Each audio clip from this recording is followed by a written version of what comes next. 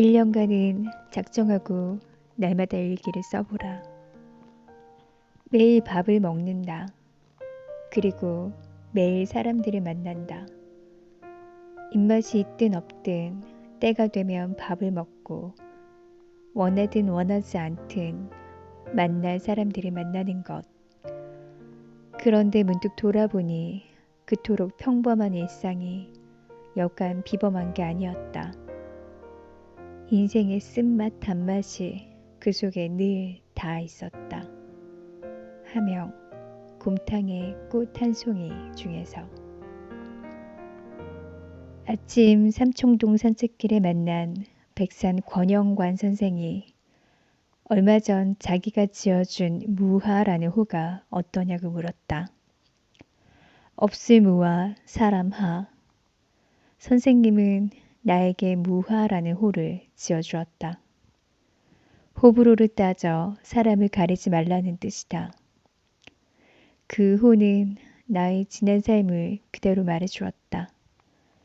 수십 년간 환자를 가리지 않고 최선을 다했으며 한 번 인연 맺은 사람들은 싫고 좋음으로 따지지 않았다.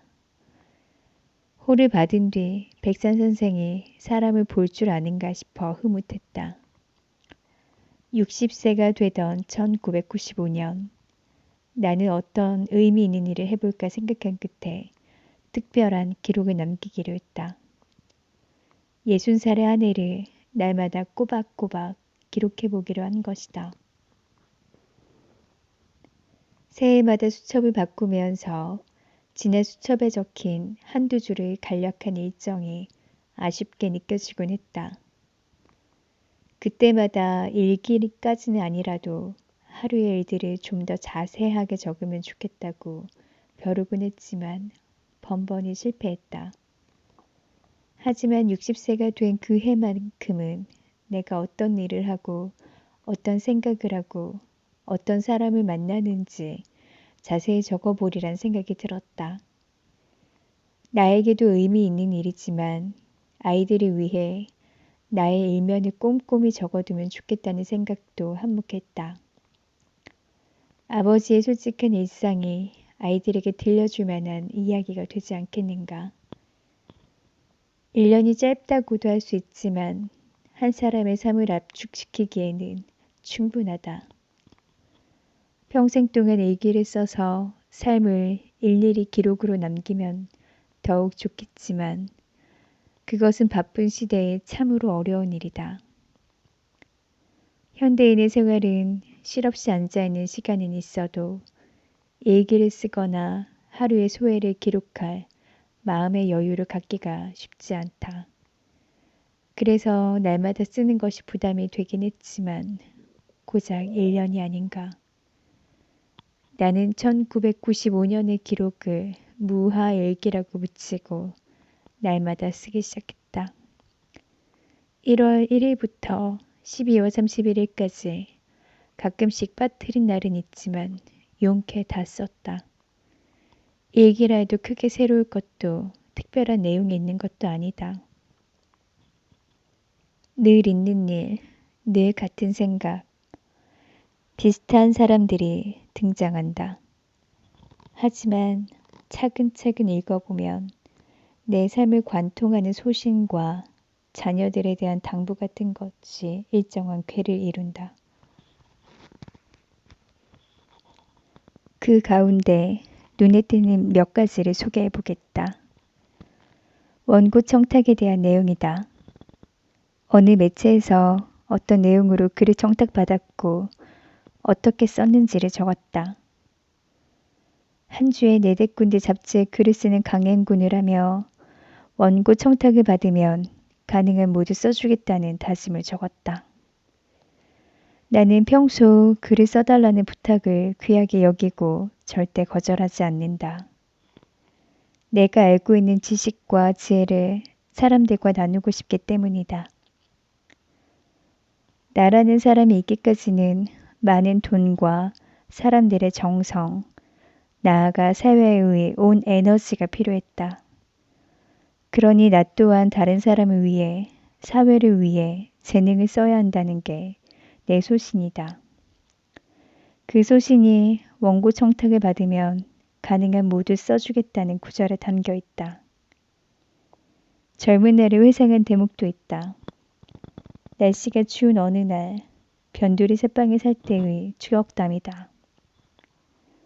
우풍이 심한 방에서 아이들은 이불을 돌돌 말고 동그란 얼굴만 내민 채 나를 쳐다보았다.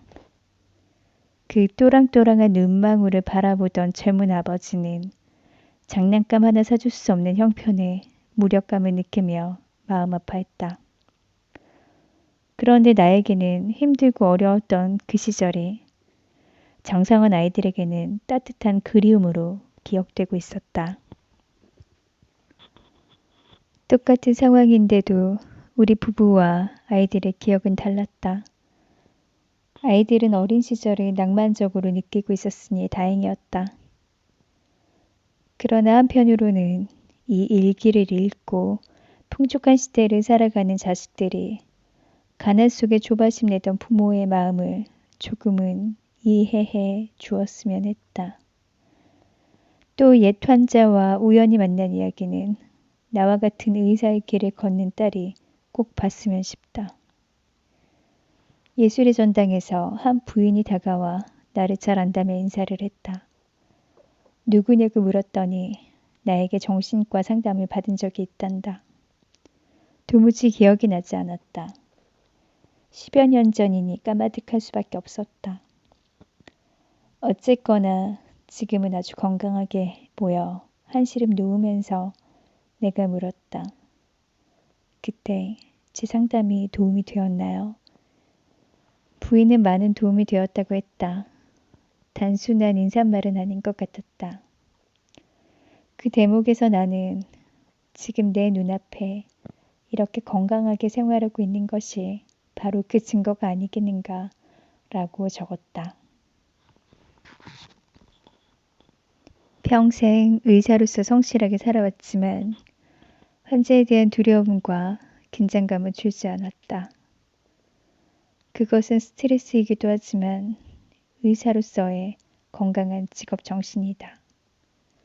옛 환자를 만나 지금 도움이 되셨나요? 라고 묻고 그 대답을 기다리면서 두려웠다고 쓴 구절을 읽으며 이 대목은 의사인 딸이 누구보다 잘 이해하리라는 예감이 들었다.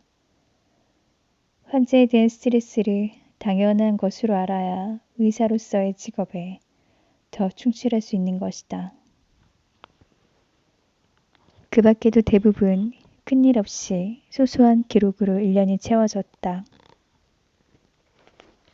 한 가정의 아비로서 자녀들 걱정, 일에 대한 걱정, 사람됨, 마음씀이 담겨 있다.